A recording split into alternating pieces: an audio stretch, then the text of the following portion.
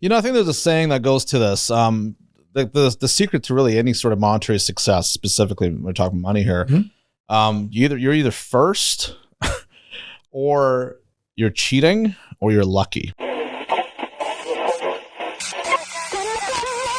And now, Escaping the Drift, the show designed to get you from where you are to where you want to be. I'm John Gafford, and I have a knack for getting extraordinary achievers to drop their secrets to help you on a path to greatness. So stop drifting along, escape the drift, and it's time to start right now. Welcome back, everybody, to another episode of Escaping the Drift. And like I said in the overture, man, this is the overture? Beginning? I don't know, whatever it was. This is the show that, man, gets you from where you are to where you want to be. And a huge part of that, I think, in any given aspect, is your mindset, is believing you can get from where you are to where you want to be. And today in the studio, man, I got a special guest. I got a guy that flew in just for this today. That's how much he thinks of the show, which I take as a great compliment. And this is a guy that's done so much cool stuff. I don't want to spoil what it is, but I think in his story and hearing kind of how he does what he does and how he's gotten where he is, hopefully you're going to find a little bit of secret sauce for you today too. Welcome, ladies and gentlemen, to the program today, Mr. Eisa Emami. Eisa. John. What's up, brother? How you doing, man? How are you, dude? Good. How you doing? First of all, thanks for flying in today, man. I appreciate you. That's awesome. That's good. And dude, you are, you still have like a day job because you love it, but you have become an expert in stock trading. You become an expert at taking companies public. You have some passions that are cool. Give me the elevator pitch. If I meet you, dude, let's try to sum it up. Like bing, floor 7, we're going to the lobby. I look at you and not a weird kind of creepy, like I'm hitting on your way, which okay. Dude, you're a handsome man. So I'm not taking away from that, but I'm just saying in a non-creepy way, I hit you with, what do you do, dude? What's the answer? I chase too many cats. That's what I do. Yeah. Okay. So you chase me. That's not helping me. What do you do, Eisa? Yeah, man. In summary, dude, fly airplanes, play drums around the world, take companies public, trade the stock market, and teach what I do.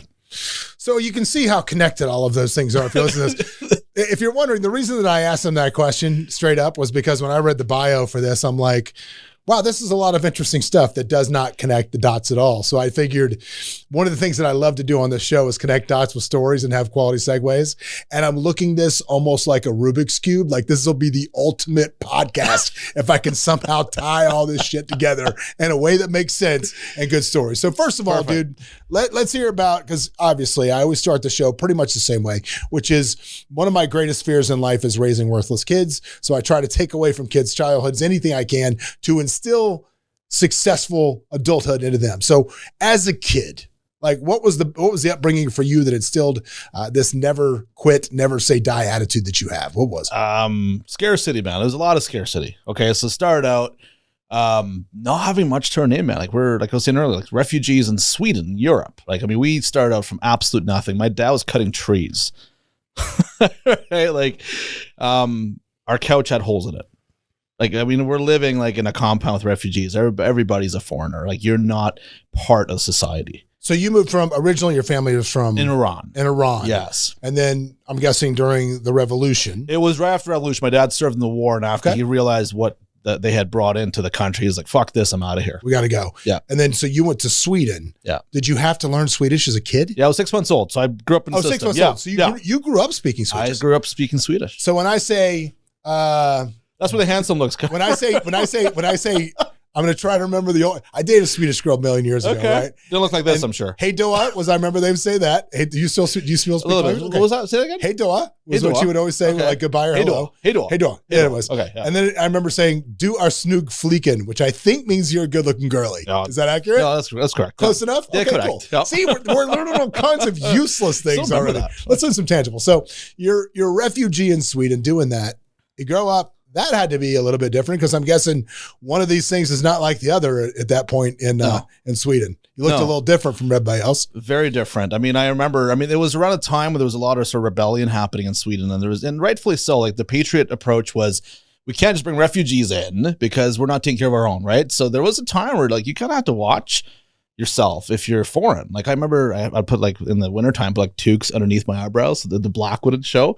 It was kind of weird, man. There was times that where you realize, I'm not from here. I got to watch my back. Can I ask a question? Because of that experience, Not to get political. This Don't is tell me. nothing No, we're talking it's about. okay. But Open not book. to, because of that experience, where do you stand with what's going on in this country right now? Well, it's a lot of who I am, right? It's a good question.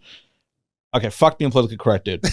Okay, I'm just gonna say it. No, it's good. No, We're trying to get canceled, No, I damn love it. it. I've been trying to get canceled for months. I can't do it. I'm all about, listen, you start with a handout, but then you gotta fucking finish it with info. You cannot just give handouts because it doesn't end anywhere. It just keeps ending in someone needing you over and over. So I think we have a lot of people locally who have done good for our country that need handouts first.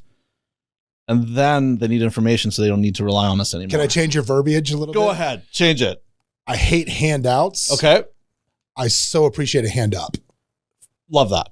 Better verb. I like that. I think there's a lot of people looking for a handout, but there's also a tremendous amount of people looking for a hand up. I think that's the better word. Hand up. I'm going to start using that, dude. There you go. Hand up. Yeah, I'm give you a hand up. That's it. I love that. Cool. I just was curious. So back to the story. Anyway. So a lot of, as a kid, didn't have a lot, I'm guessing. No. Dad was cutting trees. Yeah. What was your first hustle as a kid? I don't have one. What? Come on. Every kid's got to hustle somewhere. No, I don't have one. So what'd you do to make money if the family wasn't making? How did you get the bubble gum that you wanted? What'd you pull that together? You know what, man? By how do you mean chores and stuff? That's No, I mean, how'd you make money? Because there was got to be. Look, everybody I know from humble beginnings has a way to hustle and make. My dad had a rule. It was a really interesting. Nobody's ever asked me this question. It's a really good question. My dad had a rule. For every chapter you finish on the books that I assign, this is money, right? I love that. And it's, yeah, that was what it was. It was knowledge. That's a hustle. I love that. I guess. Yeah. I love that. Dude, that is I know a lot of people. Who did I see recently that does that? They have they'll take everything their kids want. They'll just go buy it. They'll put it in a box up on the shelf and they'll be like, okay, like the PS5, that's like 12 books. Right. Right. You gotta grind through 12 books that I tell you, and that's awesome. Yeah, it's smart. I don't know. It's a smart way to motivate. So as a kid, what was your favorite book that you read like that changed the most? Dude, my most favorite book, believe it or not, is I would be interested in fucking Atlas. In the Atlas? Atlas. Learning about the world and where shit is, where they are, what the histories of that places are, et cetera, et cetera, et cetera. That's my big game, is learn fucking the world. Yeah, that was one of my favorite moments of that presidential debate when it was like, can you even tell me when Vivek Ramaswamy was like, can you even tell me where these countries are? Yeah, that was the big silence thing. Across the stage. Yeah, my big thing was I was fascinated by the Atlas. It was kind of weird, man. Is that what drove you to become a pilot? I don't know. Maybe. I mean, I was interested in connecting dots and showing the map. Like, okay, where is this? How would you get from here to here? Would you drive? Would you fly a boat? Just basic. You're talking 7-8-year-old here, right? I was just curious about the world and how it's connected. So what drove you to become a pilot? Did you go to college? What happened? Yeah, so my dad had the passion for flying. So there was a little bit of that, probably trying to get some sort of approval deep down, blah, blah, right? We're talking about consciousness here, right? But he died when I was 13. Therapy's cheaper than flight school. way cheaper, right? But no, man, the thing was, he died when I was 13. Okay. So when he passed away, I was kind of like, you know what do I care about? That's me. That's me that I feel like maybe somehow has a bond with him still, right? And yeah, flying was it, man. Flying was always in my blood since I was 5 years old. So your dad had a passion for it. He had a passion for it, and he went to become an Air Force pilot. But he had something in how his ears would not pressurize properly or depressurize properly. He couldn't pass the medical for it. So he always talked about it and always was fascinated by it. Would take me to the airport, show me airplanes, and this is that. And that's how it got started. That's so funny. When I was a kid, my dad had Cessna when I was really little. Okay. And so I grew up also. I can remember one of my earliest memories with my father was landing and being so upset that I couldn't find the little cars that I saw in the air. Because I just thought when we landed, I was going to grab all the little Matchbox cars that were all over the place. And they were gone. I remember being very upset by that. But I also, one of my father's dreams for me was also to go to the Air Force Academy. Yeah. And when I crossed, I think 6'1", I think that ended that dream for him. I guess, yeah. It's kind of tall. Because I got taller than that. Yeah. Which, yes, I'm tall. Everybody walks in there and goes, man, you're tall. I didn't realize that. I was expecting shorter, honestly. Were you expecting shorter? I don't know. See, it's the mustache. It makes me look shorter, I guess. That's it. So flying airplanes, I'm sorry, did you go to college? Did we talk about that? No, I went to flight school when I was 15. Flight school when you were 15? Yeah. Where? What country lets you do this? So basically the way it works in Canada, I'm from Canada, right? Canada. So in Canada, you can fly an airplane as long as your arms and legs reach the controls. Really? Yeah. So that's the irony. You can't drive till you're 16, but you can fly an airplane younger.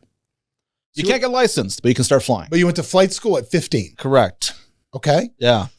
And then so you just started flying, I'm guessing, small private aircraft and then working your way up. Correct. Working your way up. Yeah. How long before you got in the big stuff? Because you can fly a 737, right? Yeah, I'm a 37, fly a 330 as well now. The Airbus, so it's both Boeing and Airbus. Same concept, right? Mm-hmm. Yeah. So, I mean, dude, I started flying when I was 15, got fully licensed by my 18th birthday.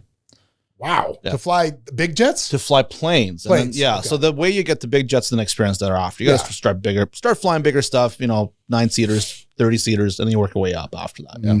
So who are you flying for now? What company? I don't fly for anyone right now. Okay, you're in the contractor. Contract. Yes. So you're flying private 737s? So no, how it works is I work with lessors and banks to move airplanes in between airlines.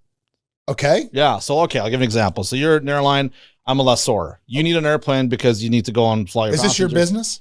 Part of it. Okay. Part of it, right? But yeah, there's more, angles to the business. But the flying component, John, is just, dude, you're an airline. I'm a lessor. You need an airplane. I got to get the aircraft to you. Well, you're not going to make your pilots come and fly this airplane for you because your pilots are busy flying your schedule right now, right? You need someone to come and operate that leg or those legs to get the aircraft to where your airline is. And that's where I come in. And so you own part of that company or you work? Yeah. So I have my own company, right? Okay. And I do work with other banks and lessors and providers that move airplanes. So when did you start that? Did you just see that as a hole in the market? Were there other companies that were doing that? No, man. So that all came about through my networks in the aviation business. I was working full-time as a pilot before, right? But I made the right connections, the right VPs and the right companies to get into the right places to be able to do that. It's a very niche job. A lot of pilots, they want to do this kind of work, but they don't have access to it. So networking ultimately is what did it. Yeah. Aviation is such a tough business. We got into it 2 years ago and I spent literally 16 months in the aviation business. So we bought a Falcon Dassault 50. Cool. And for the sole purpose, right? It was never like, oh, look at me, I have a private jet. And we'd have influencer day when everybody come shoot. That was not the point. It was a business, right? On the ground too. Yeah, it was a business. Like I think I only flew in that plane. I think in the 16 months we owned it, I think I personally flew in it 6 times. That was it. Okay. Cool. But the goal obviously was to charter it, make money. Yeah. And what we found was, if you had 4 pilots, it was a great business, right? If you could hold 4 pilots, but as soon as one pilot left, you're down to 3. Yeah. You don't go to 75% of your charter business. You go to 50% of your charter business. Because like OSHA, those people can only work so much. Yeah. And it was just so hard and it was so competitive to find pilots that we just couldn't do it. So we ended up, we did good on the deal because we bought the plane and sold a business. Okay. Which is really essential too, because smart. A lot of people don't realize. They think it's not like a car where you go buy a new car and you drive it off the lot and you're like, woohoo! Like you buy an airplane, there's a lot, especially a jet. There's a lot of stuff that has to happen before that thing leaves the ground. Yeah. But yeah, it wound up being a decent investment. That obviously the tax ramifications of it were great, but as a business, it was just really hard to hold pilots. Yeah. So because probably most of the pilots left to go do what you're doing. I don't know. No, they're probably going for the airlines. Honestly, man, that's where the money and the lifestyle and the security. Again, I always call it perceived security exists. Yeah. Well, okay, but here's the thing. So again, so you could have a job. Where, are you, as an entrepreneur, because I know that's a big part of what you do, do you find yourself like I do, chronically unemployable? Yeah, I think it's because it doesn't fit in, right? If you are, I don't know where it is. As an entrepreneur, you're always looking to solve issues, right? And when you're in someone else's playground, they might not want to hear about their issues because a lot of people, and I'm sure you know this, a lot of people in business, they need to go through the growth of like recognizing that they also don't know what the hell they're doing sometimes, and they got to be open to feedback. But some people want to save face. They're not willing to do that. And something like aviation, it's a lot about saving face, a lot of pride in that game. I just found, I found it's very difficult for me to take orders from other people. It's tough. It's really hard. Look, for every boss, I'm going to look right at the camera. For every boss that I've ever had, whichever camera's on me right now, I'm sorry for being your employee, because I know I was a miserable employee. I was terrible. It's just part of the DNA of who I am. I just was never meant to follow very much as I think I am to lead. And I find a lot of people have that same DNA that do build companies and do build things. Yeah, I agree with that. It can be tough to follow orders. I think. Wait, tell me about a time you got fired. my first job. Yeah. What'd you get fired for? I got fired because I didn't want to do what I was hired to do. Which was what? Dude, that was my first job. I was hired to fuel airplanes and fly when it's convenient for the company. Got it. And it's a way of paying your dues. But me being the young, intelligent little prick that's got this mind that wants to go and do greater things, like, fuck the fueling. I'm not fueling this shit. Like, that's not what I signed up for. Yeah. Right? I signed up to fly airplanes, not to be basically, doing a job that I don't really want to do. Right. Entitled kid. I will tell you that. I'll start being a little bit entitled, okay. But I think that kind of came from the mentality of, fuck, I worked really hard to be here. Why am I doing this? Right. 2 weeks into it, like, yeah, it's not a good fit. See you later. I think I've been fired a lot, but my favorite firing I ever had was I was working for the Ramada Inn on North Monroe in Tallahassee, Florida. I was probably 18 at the time, and I was working in the restaurant there. And at night, we had a 100-item soup, salad, and potato bar. 100 items. And these old people come down and they sit in my section one night. And this old man, it's like goes up, and like right when he goes up, we ran out of something. We ran out of something. I don't know. I remember what it was. I just know we know something. And the whole time, this dude drank like 12 cups of coffee, and his wife drank like 10 cups of tea and all this stuff. And I was like, so I was all over the table. So it's not like I was neglecting, but every time I went back to the table, this guy's like, I can't believe you guys advertise like 100 items, thing. And there's really only like 99 or 98 items up there because you run out. And he's just every time, same shit, right? Same shit. Okay. Until finally I take him the bill and I go pick it up, and the dude left me like a penny. Awesome. Because he's pissed off that we ran out of potato salad or some shit. So I chased him into the parking lot, and I said, hey man, listen, I'm really, really sorry that the other 99 items, I think they had a coupon too. Sure. It was like a triple whammy. Wow. I'm like, I'm sorry the other 99 items on our salad bar weren't enough to satisfy your needs. But you know what? If you're going to leave me a penny, don't come back because I'm a college kid. I can't afford to wait on you. Yeah. I flung the penny at him. I got fired for that, as well as I should have. But good for you for standing up for yourself, man. Like, but that's what makes me good at business. That's what makes me good at business. Terrible Ramada Inn waiter. Great business person. I love that story, is the clutch. So in doing all of these gigs, let's talk about, here's a segue. This is where I'm going to put my Rubik's Cube of this podcast together. We're putting it together. Do it. So you started trading stocks at a pretty young age. Yes? Yes. Walk me through that. Well, the rebel that I was taught, that's inside of me that doesn't want to put up with shit. Aviation's a lot of shit, especially when you start. I mean, you're a fucking nobody. That's I think anybody who flies airplanes will tell you that. You start out as a complete nobody. You gotta work your way up, right? I hated being a nobody really young. I fucking hated that feeling. I was like, you know what? Again, I think there was part of that mentality. If I went to work really hard to be where I'm at, why am I doing janitorial shit to fly an airplane? Why am I doing this to fly? There's a lot of why am I doing this associated with flying airplanes, right? So fuck this. Like, obviously, if my outspoken mentality is going to come to the table and be who I am, I probably won't get to where I want to go. Like, someone will be offended along the way. Someone won't give me that reference I need. Something's going to happen where I'll probably end up, sabotaging my career if I just stay the way I am, right? Mm-hmm. And yeah, trading for me was the way out of that, because I understood that most elite hang out in real estate and stock markets. But to get into real estate, oftentimes need a lot of capital unless you find some funding thing that you can do, right? So fuck, I'm gonna try the stock market. Try it. Naive, but try it. See where it goes. Okay. Yeah. So what age was this you started doing this? 19.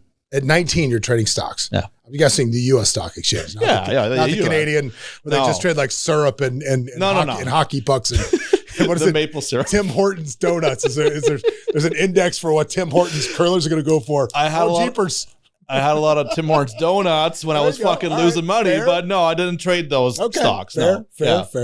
So, okay. How did you learn how to trade stocks? How'd you learn? I didn't learn. I fucked up a lot. That's how you learn. Yeah. Well, that's the what story it is. of how you learn. Yeah, I didn't really learn any way other than just doing it. I just jumped into it, and with a naive point of view, like, this is my path to freedom, is what I thought, right? Yeah. Very naively at the time, because I thought it was just about the standard bullshit rhetoric of, you just gotta fucking draw some lines here and look at where it comes down to. Buy it on a sale, sell for a hype, and what you do is you buy low. And then you sell high, or buy high, sell low, or sell high, buy low. Yeah. That's it. Yeah, a lot of that. But you know what? The whole trading thing, it brought out my psychology, man. Holy shit, was I was basically a hype seeker. is what it was. That's what I found out about myself. Very much like, oh my God, how is going to go, right? You believe your own bullshit, for lack of better terms, right? It really outed that about me. And when I started seeing that, most of the success in the bullshit that I was losing money through came from when I really didn't find excitement. That kind of flipped the whole thing on its head. So wait. Let's not run past that. Okay, all right. There's a lesson in there, kids. There is. So when you said you were a hype agent, are you talking about you were feeding your ego through the admiration of doing well in the stock market, or you were looking for stocks that were hyped up? Like both of them. I think both of them. I mean, but more so the second one. It's more about like chasing hype in the markets. Chasing hype in the markets. So it was almost like a dopamine hit then. Yes. Okay. Yeah. It's almost like you're seeking like the pleasure of, I made money from this hype, and I'm special because I'm trading. Yeah. Did you find that I don't find that to be rare or unique. I mean, if you look at GameStop or AMC or those trades, that's exactly what happened. Yeah. Just self-fulfilling prophecies meeting an intense amount of greed and corporate fraud. No, but I'm going to say more. I'm going to say more than that. Yeah. I'm going to say that, AMC reached GameStop, those stocks did what they did simply through general ignorance. I mean, you just had, frat boys that would normally be playing online poker are now trading AMC and GameStop. Correct. Talking about, what is it? Apes and diamond hands and everything. Hodl. Yeah. Hold on for dear life. Don't sell it. Which, I mean, look, I'd be bullshit if I said I didn't make some money on AMC. I did. Everybody did. Right. I didn't make greedy, stupid money, but I got it and got out. I did my thing. What do you think is the thing that keeps people from taking most people in this country, live in this bubble. I've talked about it before in the show that people just get in this hamster wheel of life where they just continue to do. I mean, the purpose of this show is to escape, drifting on the currents of life and start swimming, start taking control of your life. And what do you think prevents people from taking those risks? I think there's two things. Number one, if you made really bad decisions and now you're in a really bad spot, that could be one thing, right? Like chasing through things in life, committing to things too early. Maybe you're too young, you made some mistakes. It could put you in a spot where it makes it, much more difficult to escape, right? I think that's one thing, circumstantial. But I think even in that, the bigger play for everybody that concerns everyone, regardless of their circumstances, is what they think is actually possible. Right. Like I think if you have a vision of what you can do, you might actually try it. But I think most people don't have that. They think it's impossible. The thing that they want is on some other escape of the mountain or something. Like they're very limited in what they think they can accomplish. Well, it's funny. I was watching a clip today and I can't believe he fell for it. It just shows that something you think everybody knows, like people don't know, but there was a clip of Tony Robbins on Theo Vaughn's podcast, and Tony Robbins did the close your eyes. No, real quick, look around for everything in the room that's brown. Okay. And he says, now close your eyes. Tell me everything that's red. Yeah. It's like, I can't think of anything. First of all, I can't believe Theo had never seen that, because I promise you, if I ever got Tony in this studio and he pulled that on me, I would know to look at everything. Yeah. And as soon as he said that, just to be a dick, I'd probably rattle off. Sure. No, I'm just kidding, Tony. I would never do anything. But the point being is, you get out of life what you look for, and you only look for things that you believe are possible. Correct. So you came from a place that was, I'm not going to call it abject poverty, but we'll call it not the best. Dude, it sucked. We'll just call it not exactly the best upbringing. Yeah. What did you do? What do you think was in you that allowed you to see bigger than you had? Well, I was the only foreign kid going to school with a bunch of Swedish rich kids. Mm-hmm. And I don't know if you know much about Sweden, but a lot of their money comes generationally because it's hard to grow in socialism. It's very hard to financially grow, right? So you're talking generational wealth that's been just accumulating from time. But, like we're pulling up in our shitty Volkswagen Jetta, and like they're showing up in the most newest Volvo, right? It's like, I saw that, okay, I'm not them, obviously by looks, but also by circumstance, right? It's like, fuck, what is it they've got figured out that for some reason me, my ancestors, or whatever haven't figured out yet that I need to learn? I think the general curiosity is what it was. And that curiosity led me to start learning, oh, there's this way, there's that way, there's that way too. So I'm going to say this. At the time, it seemed like a curse, but that was actually a blessing for you. I look back at my time in Sweden as a refugee as the catalyst for this, man. No, because it is. Because here's the thing, so many people, again, comfort is a one-way ticket to being in the drift, as I call it. But when you surround yourself with people that are just like you, that are in the same economic situation you are, that have the same outlook on life, that have the same goals in life, you're going to be those people. But when you are forced to be around other people that live in a completely different way, it now opens your eyes to, okay, maybe there is something different out there. Yeah, I think that's huge. And I think it's, I guess for me, it was almost unintentional discomfort. It was just kind of like, that was my circumstance that I got to see other people like that. But I would say for sure, for somebody who is like in the game of not being around successful people or the people they want to be like really be careful who you listen to. Like if you listen to the person who doesn't have or isn't the person you want to be, fuck man, you're doomed already. Well, I think it's more than that. I think you've got to take stock and audit your circle as often as you can. You have to. You've got to look at people that you're around. Like, is this person helping me get to where I want to be? Yeah. Or are they holding me back and keeping me further away from where? Yeah. Which is why trading ruins a lot of people. And you might be like, what the fuck are you talking about? I'll tell you what I mean. Oh, let's have it. Yeah. So one of the biggest games in success in the stock market when you're trading is cutting losses. Well, most people suck at losses, period. They want to lose things. They don't want to lose anything. They don't want to be in the process of going through the grief of loss, right? So they can't cut that stock just like they can't cut that asshole out of their life, just like they can't cut that toxic wife or husband out of their life. It's the same thing. It's the same part of your brain that they're not willing to go into and do things that serve them in the end. That's the issue with a lot of people in the markets. So how do you train that muscle? Jesus, man, you need to have a really big desire for what you're going after. Like, I mean, your desire for triumph, success, monetary, whatever that is, has got to be so fucking big that you're willing to do the unnatural, and that's do the cutting of that loss, cutting of that relationship, cutting of whatever that you got to do to not help you anymore. I think relationships are definitely much harder. I think in business, I think you see people chasing stuff to the bottom, which is, especially in my business in real estate, is hard. When the market shifted on us as far as interest rates and shifted hard and fast, anybody that's flipping houses was holding cards. Sure. It's like playing poker, right? You play and the table's good, but eventually the cards are going to go cold on you and you're kind of holding them. Yep. And you got two choices of what you can do. You can try to play those cards out and just kind of hold them and figure it out, or you can just cut it and run. Yeah. And I've been through a couple of different cycles where the market has changed on us when we were holding cards. And this last one, I mean, we probably took 7-figure loss on the houses we were holding just to get off of them. Yeah. Because if we would have tried to ride it out, by the time you're refining into these new rates and then the carrying costs and everything else, well, now you're losing 1.6, 1.7 million, not just $1 million. Yeah. You know what I mean? Yeah. It's going to come down and get worse because you're trying to chase it and no, it's going to turn around. It's like you said, sometimes it's better just to say, man, this ain't going to, I got to get out of this. Yeah. I think there's a saying that goes to this. The secret to really any sort of monetary success, specifically when we're talking money here, you're either first or you're cheating or you're lucky. So what I mean by that is, let's say you're supposed to cut a loss, right? Well, if you're the first one to do that, you're going to be the first one to come out of the recovery, right? If you got to cut a loss and you're holding something on the books for too long, well, maybe if you got some friends in the bank or something that can help you cheat, that's one way to get around it, right?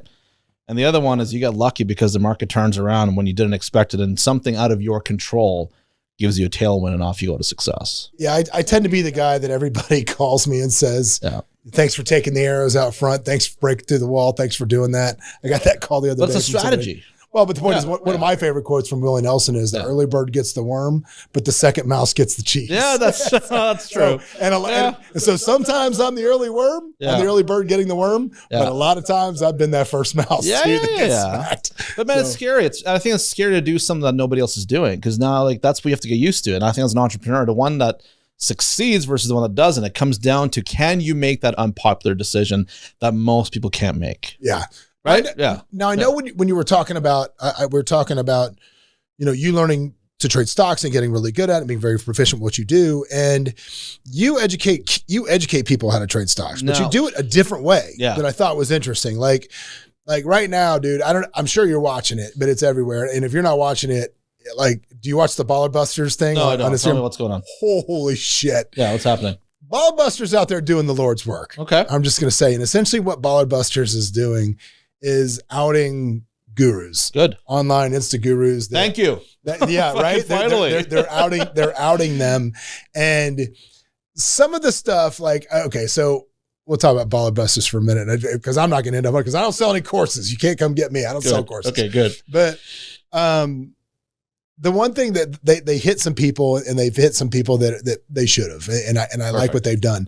The one thing I saw in the comments of one of their comments that I will say, which was they said, why if somebody, they're so good at what they do, why are they selling programs? I love that question. Like, why are they doing this? Yeah. But I actually had a good answer for it because I know some folks out there, like guys like Cody Sperber, who's a friend, and Cody's a baller, too. They are rolling. I mean, my buddy, Kent Clothier, he's a baller. That's awesome. These guys are just monsters in the real estate game.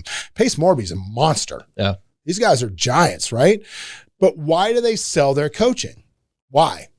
And as somebody that here in the real estate space, right, within my brokerage, I've had coaching programs. I've had like individual, let's do a quick 40-day jumpstart. Let's do this quick go thing. I have a program I call The Climb that I do just for our agents here at Simply Vegas, right? And I've done it both ways where I've said, okay, because you work here, I'm going to put you through this program for free. And then I had this group over here where I said, because you work here, I'm going to put you through this program, but you got to pay $100, which is nothing. Right? $100 is nothing. Yeah. The ones that paid the $100 far outperformed the ones that got it for free because people only value what they pay for. So when it says there's no, why would somebody do this? It's because they do really want to help people. Like Pace, Jameel, Cody. I mean, these guys, Kent, they love helping people. They love seeing people get better through real estate. But I think they also understand that if I give this to you, there's no value to it. And you're not going to value it. Yeah. So that's the answer for why they do it. Now, granted, again, go check it out. I'm not going to talk about it, but you see some of the stuff that's been on there. It's wild. And some of these guys that are gurus, whatever, are furious about it. And it's about time. Yeah, that's good. That's happening. But I liked a little bit of what I heard about how you do things. Yeah. Because it's different. It's different. It's actually different from pretty much anything I've ever heard anybody do. It's very different. Talk about what you do. Yeah. So listen, man, I was busy trading stocks, making money and I'm doing well. And a lot of that money I made is now in passive income. And dude, I'm doing really well. And you're looking at it on camera because the longest thing I had to deal with was like, okay, I don't have any purpose anymore besides just trading and flying and all that stuff. Eat a lot of food and work out. Like, you just become lazy. Okay. You're looking at what happens when you vegetate. Okay. Mm-hmm. I'm working on it, by the way. Good for it. It's being fixed. Can I give you? Tell me. No, tell me. No, I'll help you. Yeah. Okay. Well, I'm down. Tell me. Keep going with your thought, and then I'll come back. All right, we'll come back to that. Okay. Cool. So what I realized was, I want to show more people who are in a place in life where they just need someone to believe in, like this, because I came from nothing. So how am I here crushing it? And I wanted to show that there was a way out of this. But the big sort of issue with that is there's so much bullshit out there already in the space that I was going to come into, right? Like, there's so much nonsense, so many promises, false claims. Most of them, thank you, FTC, you're killing them because they've got to shut them down. They're full of shit, right?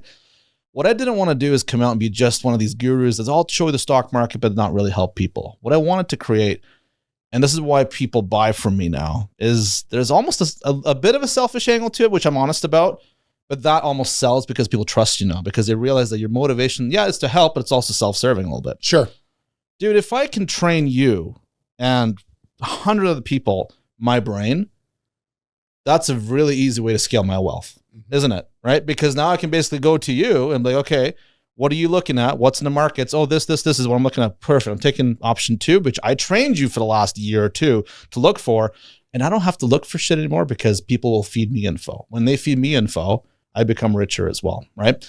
So what I created a program where, listen, I'm going to teach you how my head works. I'm not going to teach you strategies, but I'm going to teach you how my head works.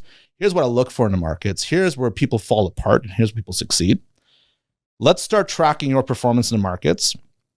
Can you grow an account? The answer is yes. You graduate through the programs with me eventually to my highest level mastermind, where you feed me stock trades, stock ideas, and I apply it to my personal big fat account. And if I make money off of that, I'm going to give you a 20% commission off of it. Basically, what I'm saying is I'm not telling you what to trade. You're going to fucking tell me. My first question is that legal? Yes, and I'll tell you why it's legal. Okay. So I've worked through this with all my lawyers, and Canada might be a little bit different than the US, right? But we're a Canadian entity, right? Okay. So how this works is I'm just taking on the risk. I can choose not to listen to you who's giving me ideas. No, but I mean, can they give you stock advice and take a commission without having a Series 7? No, so it's not. So here's what it is. They're not telling me buy or sell the stock. They're saying, I'm looking at this, and this is what the price I want to buy at. This is the price I would sell at. Eisa, what do you think? Mm-hmm. Okay. Hey, I like it. That's my brain. But that's putting your money where your mouth is. Correct. When it comes to what you're teaching these people, which I dig. I mean, and honestly, that's kind of, I've never heard anybody do that with trading. That's kind of the idea behind, again, what Cody Pace, all the big guys that I know that I'm friends with in real estate do, because if they trade an army of people that know what they're doing, they'll source them deals. Correct. Which they do everywhere. Correct. And I don't know. I guarantee you that outside of their education, neither one of those guys have had a prospect for a deal for years. Makes sense. Outside of their students and their base, which is cool. So these people, your high level, let's call it your high level mastermind people. And again, this is not an income representation. I'm just curious. I'm just asking. Not an infomercial. I'm just curious. So how many of those trades that you get from those people are winners and how many are losers? If you had to put it, that's a good number, man. So usually around 80% of them at this point, they are winners. 80% are winning. Yeah. Wow. But the big thing is, out of those winners, there's a magnitude range of how big those wins are. Listen, if you're putting $1 million up, right, and you make 10% on it, it's a $100K payout. It's good for most people, right? And you pay a 20% commission off of that for the idea itself, right? That's a pretty good payday, right? You can have something that gives you 200% return. That's a beautiful payday as well, right? So what this creates is, because there's such volatility in the amount of payouts that are available in this game, right? You need the right person in there who has been trained the right way. I can't just put anybody into this fucking mastermind and say, let's go and do this. I need to know that I've trained you, and it's my brain that's basically feeding back info to me. Wow. That's awesome. And you know what? Can I say something else? Yeah, no, dude, that's what we're here for. Can I say something? If you don't, it'd be really weird in a boring podcast if you don't. No, but like, I just want to make sure we're not like, I know you got stuff you want to get through. So I want to, yeah. Okay. So what it is the highest form of calling your own bullshit in a market full of fakes is putting your own capital up. That's it. That was the big thing I wanted to break. I want to break the skepticism of like all these guys, well, I'll teach you what to do. But if you have the balls, sorry for that word, but the balls to fucking take your own students that have learned from you and take that as a source of growing your own wealth, that means your shit works. That's it. It's that simple. And that's why this sells, because listen, there's a self-serving angle here. This is going to grow my wealth, and it continues growing my wealth. But it also makes them the people in the process that can start trusting that, holy shit, I just gave Eisa an idea. You just made $200K on that? What the fuck? That was me that gave him that. Wow. I have what it takes to play a bigger game. So it's not just about the commission. It's about helping them change their own lives. Thank you. That's what the game is. I want them to break of this idea that there's limited money available. No, there isn't. The smarter you get, the more, the deeper you get into the subject, the more you can become out of it. Okay. That's the game. All right. Let's say it's day one for Eisa right now. Okay. Like myself. No, for you. Yeah. You still get your brain. You get all your trials and tribulations. You get everything that you've known. But unfortunately, a genie popped out of a lamp and sucked all your money out of your bank accounts. Hey, sounds good. So he said, here's $500 you're starting over today. Okay. What are you doing day one? $500 bucks what are you day doing? One. Man, that's a good question. I think the first thing, dude, is I would call up a friend of mine. Do I have my friends or no? Yeah. You can phone a friend. Okay, so I can have a friend. Hang on a second. Judges? Yes, we'll allow it. We'll allow it. Yes. Okay. We'll allow it. Yes, we'll allow it. Yeah, I would call up a friend of mine. Well, it's kind of convenient. He's taking his company public, and it's going to do well. So there's $500. Okay, no friends. No friends. No, it's bullshit. No friends. You got $500. No friends. An advantage, this question. Yeah, no friends. From scratch, man. Because you know what it is? Because all your people only liked you because you had money, and now the money's gone, and now they all love you. Okay. So I'm on my own. Literally on my own. You are on your own, my friend. Man, $500. Yep. The parents have just put you out on the stoop. You're 18 years old. Yeah. Figured out here's $500. And I have at $500, dude, that's not going to do much for me in terms of getting ads online or anything. So you know what? I would take every single dollar of mine. I would do whatever I could for advertising material. Like, it could be campaigns, could be poster heads, whatever the hell I can. $500, And I would do a mass public campaign of me running around and saying, I'm holding a fucking stock trading workshop. Come and join for free. I'm going to show you for free that this shit works. And once you believe me, you're going to pay me top dollar to teach you this for to get real. It done. So you're going to take a skill set that you have and you're going to figure out how to market it in mass rather than trying to go get a job. Correct. See, that's the lesson right there. That is entrepreneur thing. That is abundance thinking versus scarcity thinking right there. So it's because a lot of people would be like, $500, I can go find a job. Right. It's like, no, I'm going to spend every last nickel gambling this. It's funny. Douglas James, who was on the show a couple of weeks ago, talks about how he got his start, which was, just basically finding a limo service that wasn't doing very well, created a landing page, started running ads to that page, and then forwarding into that guy's phone number, and then called him after 4 days and said, "How's business?" The guy was like, "Man, we've been busy as hell." Yeah, that's because of me, dude. Yeah, let's chat. Exactly. Let's chat. Exactly. So taking whatever. Again, that's another thing I think a lot of people don't do is they don't take honest assessment of your skills. I think if you're listening to this right now and you're thinking, oh, what if that happened to me? My first thing is you need to assess your skills now, because I think too many people don't have.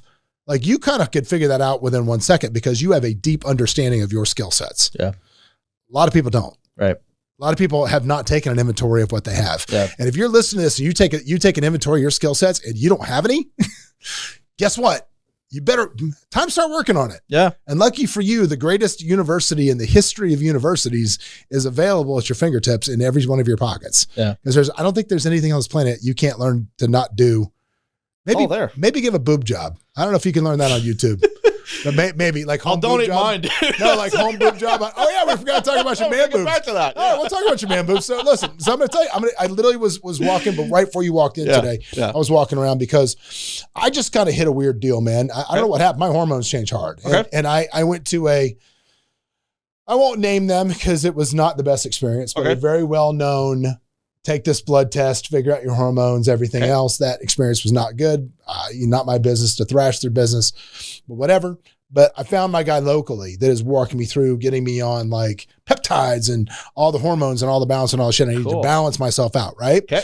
But part of that, again, is I got away from, because I think this kind of goes with what we were talking about before, because I stopped seeing improvement. All of a sudden, even though I was eating the same, eating right, working out, I gained like 12, 15 pounds out of nowhere. Yeah. And again, that had nothing really to do with anything I was doing. It was just nature happening to me. Right. So seeing that happen was very discouraging to me. Right. It's like, I'm like, why am I doing this if this is going the wrong way? Yeah. And so I kind of got away from my routines a little bit. Now, 2 years ago, I did something that was great. It was very effective. I'm going to give you the same idea, right? So here's what you do. Get a group of friends, doesn't matter. Anybody wants to get better shape between now and pick a date. Whatever it is, go 90 days. Because let's face it, any of you guys doing 75 hard, all that shit, I celebrate you. It's great. I have a program that's not that, right? Okay. It's not that. Yeah. I appreciate that. Primarily because, dude, if I want to have a glass of wine at dinner, I understand that the average male dies at 78. I'm 52. I got less than 10,000 days on this planet left. Right. If I choose to have a glass of wine within one of those 75 days, I'm gonna have it. But still, but I want to get back to where I was as far as health. So get a group of people and start what I call the $50 Fit Club. And here's how it works, right? It's the best gym you will ever join. Okay. Because the deal is this: you start a chat. Okay. Join. Can't do it with Android people because you're not an Android person. No, right? I'm an iPhone. Yeah. The green bubble. Sorry, green bubbles. I can't do it with you because your MMSs don't work right. Not my fault. Yours. All right. So find you a bunch of blue bubbles to go with. Okay, we'll be elitist on this. All right. And then what you do is you say from now until this date, 90 days, 60 days, whatever it is, we're going to work out every day. Okay. Every day. And every day you've got to text yourself. You got to text a video of you working out to that group every day. Okay. It doesn't have to necessarily be heavy lifting, but it can't just be walking on it's got to be something. You got to be moving on the bike, on the treadmill, something, a jog, pickleball, basketball, whatever, something. It's got to be something every day. And you got to train every single day. And every day, if you miss a day, you got to Venmo $50 to whoever's running the group. I like that. Every time you miss is $50. And then at the end of that period, 60 days, 90 days, whatever it is, you all go out to celebrate and the money in the Venmo pile pays for the meal. Okay. Because here's the thing. You're going to miss a day. Some shit's going to happen. Yeah. You're going to have oral surgery because you didn't know you were going to have, and you're going to miss a day. Okay. But you still owe $50. Yeah. Right. Last time we did this, we wound up with like $400 in the pot. It wasn't a lot, but it was still fun and it was cool.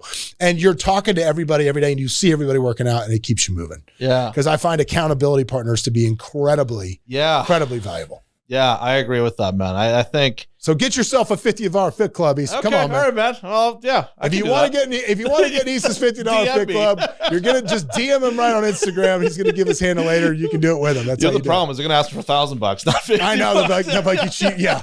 If you're really good at trading stocks, you'll have a $1,000 fit club. That's right. Yeah, it's just gotta. It's not enough to hurt. No. I love it. It can't be painful. Yeah. It's got to be annoying. Yeah. You know, you are in great shape for 50, man. I gotta say, I'm in terrible shape right now. Well, I think at 50, you're doing great. No, dude. Trust me. Okay. You come back in 6 months. Okay. And then you judge me. Well, okay. Yeah, I will be rolling about 19 pounds lighter the right way, and I'm telling you, you hit a wall, dude. Like the Clooney wall. Yeah. Remember, like George Clooney was all super handsome and stuff, and then like all of one day it's like, bam, his ears got really big and weird. And you're like, what happened to George Clooney? Yeah. I feel like I'm hitting the Clooney wall, dude. Okay. I'm hitting it. All right, man. 6 months. Hard. 6 months. Sounds 6 good. months. That's it. I love it. Yeah. I'll be back in that time. So yeah, it's that's how it is. Yeah. But anyway, but again, I don't even think I made my point when I was talking about what you were saying. Yeah, I did, because I was talking about getting discouraged because nature was happening to you. Right. And so often, man, people just get discouraged because of outside forces affecting them. And you've got to work your way through that. You've got to find a solution to those things. Yeah. I mean, but what do you know, the thing, the issue is people don't know what to do. Right. I think that's oftentimes what it is. Maybe I should reword that. No. I think people listen to what to do from people who have no clue or haven't done it. Maybe that's what it is. Yeah. People who are not, their audience, they're listening to the wrong thing. Look, for example, dude, I just gave you fitness advice after telling you that I'm currently not in the best shape. So I should have listened to that, right? Look, this is exactly what I'm talking about. That's funny. Isn't it funny how broke people always have financial advice? Single people always have relationship advice. It's absolutely. Like, why am I taking this from you? Nothing. Yeah. No, fair enough. No. This is funny, man. I love it. What were you saying? Discouragement? I don't know what I'm talking about now. Kind of getting off the rails a little bit. Well, we were talking about why we think people don't look for solutions when they get discouraged. I don't think they believe in the outcome, man. That's the issue at the end of the day. They just don't believe it. You got to have that firm belief and always know where you're going. I think people are shamed for crazy ideas. I mean, think of like anyone who's done anything great. Their idea was shat on by everyone around them. Yeah. Typically, right? So like, I think the biggest thing is like change who you're pitching your ideas to. Like I always say this, so if an 18-year-old comes to me and says, Eisa, I'm going to be a millionaire by 20, I'll be like, yeah, what are you going to do? I'm not going to say, no, that's not going to happen for you. Like I'm not going into that conversation ready to, shut them down. Yeah. But that's because I'm in that spot and I know it's possible. So like, who are you talking to? Is it the people around you? Going back to what you were saying earlier. Well, I think also that you're hanging out with. Well, if you could go back in time and look at some of the biggest businesses that are around right now, and imagine you were in that early, Todd Graves from Raising Cane's. Okay. All right. Day one, no Raising Cane's exists. This does not exist. He walks into the bank. So here's what we're going to do. Mm-hmm. All right. I'm going to sell one thing. Yeah. Just chicken fingers. Literally chicken fingers, coleslaw, bread, and French fries. Right. That's it. That's all we got. So we're going to add more memory items? Nope. You got dessert? Nope. What about drinks? Maybe we'll serve them lemonade. That's it. You think it's going to fly? I think I'll be worth $8 billion one day. Mm-hmm. Dude, there's no way that happens. No. But it did happen. Yeah. And he is worth $8 billion because he owns 90% of all of the Raising Cane's locations. Isn't that crazy? Which is wild. Yeah. So it's just a matter of, you can't be scared of a good idea. I don't know who said this, but whoever it is, credit to you. But I'm going to go and take credit for it then. Right but what it is you almost have to give yourself the permission to let the people that you're trying to get this allowance or permission from to do what you want to do.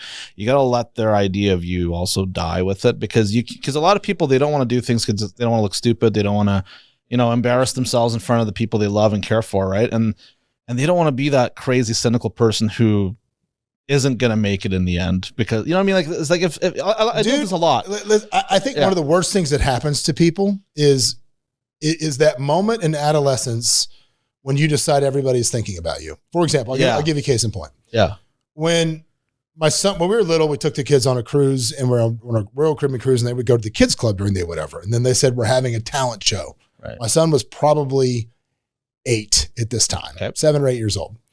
And we're at this talent show, and there's probably 400 parents in the audience, and all the kids are up there, and out comes my little daughter, who was probably 4 or whatever, and she's a butterfly, and Cute. with all their little butterflies. And then the big groups of kids doing things, right? Yeah. And then they bust out with, okay, ladies and gentlemen, put your hands together. Coming to the stage now with a dance is Hayden Gafford. And me and my wife are like, I'm sorry, what? What just happened? And here comes my son and one other kid. And they start dancing to Oopa Gangnam Style. And he's like, dude, just clapping over here and doing like the fuel pumper and like just jumping around. And me and my wife are dying laughing. I have a video of this. This is one of my favorite videos. And at the end of it, I say to him and I go, hey, how did that happen? Yeah. And he goes, well, they said they may have a talent. And I just raised my hand and said I could dance. Good for him. And here's my thing. He could care less. Same kid, same exact kid. Fast forward to Sunday night. We just went Sunday night. Sunday night, my son, one of the magical things about kids is when they adopt your musical tastes. I love that. Okay. So my son plays guitar, and we went VIP to see Tool. Okay. So we got the VIP experience, and one portion of that is you meet the band, and then there's a section where they have like all of their instruments backups that are sitting there, and you can pick them up, you can play them, you can do whatever you want. Wow. And my son, because there were some dudes that were playing like Adam Jones's guitars, and there's some dudes that could play, right? And my son just starting out, not that versed in it, but he was so embarrassed that what people might think if he couldn't play, he wouldn't let me take a picture of him holding the guitar because he wouldn't pick it up. Right. And I was like, bro, where's my oil pumper? Like, that didn't give a rat shit, because I promise you, you're going to regret. You're going to be like, I can't believe I was standing there with Adam Jones's guitar and I could hold it and get a picture, and I didn't. Right. He's going to regret that. And I think that moment, when you start thinking that everybody's thinking about you or worry about what people think, is what screws everything up. And truth be told, nobody's thinking about you because they're too busy thinking about themselves. Exactly. Right? I barely remember you were here. I've just been talking like this whole time. I'm just kidding, Eisa. I'm just kidding shit. Just kidding. I agree with that. But you know what? But you know what's funny about that? What were we just talking about? Before that? No, right now, what I just finished talking about. The guitar. The guitar, which is what? It's a musical instrument. Yeah. So let me turn the last wheel of the Rubik's Cube and connect the trifecta and get into this music. See how that works, man? I love that. That is a hard segue. Man, dude. I love this. Okay. Bam, dude. That is a solid segue. Yeah. So now we can talk about you also in all this other stuff. We're just talking about passion now. Sure. Right? We're going to segue out of some business. We segued out of some struggle. Let's talk about some passion. Okay. Because this is something that I think people make the mistake of, is they always think that like, whatever I do for a living, I have to be passionate about it. That's bullshit, right? You don't have to be, as long as you can maintain your passion through another channel. Correct. And you are a professional drummer. Yeah. So tell me real quick about that. Started drumming at 4 as a way of expression. Again, young refugee kid. Fuck else do you do? Right? Yeah. Really fit in anywhere. So that for me was music and drumming on pots and plates and all that sort of shit. Right. Kept up with the skill, went into all the, music bands at school and everything, learn how to read charts, notes, everything. Picked up piano and keyboards to learn the more musical elements of music as well, not just be like a rhythm keeper. 18, I came into the workforce. There was no flying jobs available. And I was like, well, I got drumming as a skill. Craigslist ad, this band is looking for a drummer to go touring with them. I don't know anything about who they were. Sent the email out. They brought me for an audition. Got the part. Rest is history. Who was it? Kilmore Place. Nobody knows who they are yet. Nope. Yet. Any minute, kids. Any minute. It's been 25 years. And any minute it's going to happen. I know, right? But no, what I'm getting at is nobody knows who they are yet. There's, the reason I say that is I drummed for them for about, a year and a half before the flying thing opened up again. It was a financial crisis. There was nobody hiring. Yeah. Right? So anyway, so we became the opening band for Headley in 2009 at the Drenched Fest, big thing they had in Calgary, Canada there. And that was the coolest thing I've ever done. Sponsored by Tim Hortons, I'm guessing. I don't know if it was Tim Hortons. Of course, it was somewhere. Somewhere it was. Yeah, they must have been. One of my best friends is Canadian, and I can't talk to him more than 5 sentences without mentioning Tim Hortons. Oh, No, fair enough. But yeah, man, that was the coolest thing I got to do, because it's like you're basically in this massive production, right? Made some really cool networks and connections from there, and then those friends stayed forever, and it got me involved in the market as a whole. So I became what's called a session player now. So I'm not with any specific band anymore, but I fill in on specific tours. I fill in on specific projects, recording projects, drumming projects around the world if there's a tour going on. So the biggest market I'm in, which for most of your audience, probably doesn't mean much, right? But like, I'm being honest, but like, I'm involved right now. We're huge in Calgary. Yeah, I cannot walk down the damn. No, I'm full shit. Yeah, I'm just telling you. Right. What do you know? You're just sitting in the chair. Yeah. Okay. I will be after this. Yeah, you will be. Calgary's favorite son right here. Of course, we're going to make this happen. So anyway, I'm involved a lot in the international music scene, specifically in the Persian market now. A lot of pop music, a lot of R&B style music. It's very much like Weekend-esque. It's just got Persian lyrics. Very cool. So I'm actually after this in March, I'm going touring in Europe with a new up and coming girl who, it's gonna be cool. What's the band that we're in Egypt? In Egypt. I went to Egypt 2 years ago. There's a band called El Wati. Does that make sense to you? Wati. It's like a rap. It's like a rap group. An Arabic group? What's that? Are they Arab? Like Arab? They're Arab. Yeah, they're Arab. It was like very scandalous because it would rap about like we're getting married. Yeah. The lyrics to this were like we're getting married and there's fried chicken or something. I remember this. Let me try to find this real quick. I think it'd be worth $8 billion too, right? Because dude, let me see if I can find it. Our guide was all about this. Okay. I don't know what it was anymore. El Watusi? No. Oh, I can't find it anyway. But yeah, it was all over. It was just funny because our guide was like, this is very scandalous with the older crew. And you're like listening to it and they're talking about getting Kentucky Fried Chicken. And it was like, why is this scandalous? This is not scandalous. No, this is like very crazy.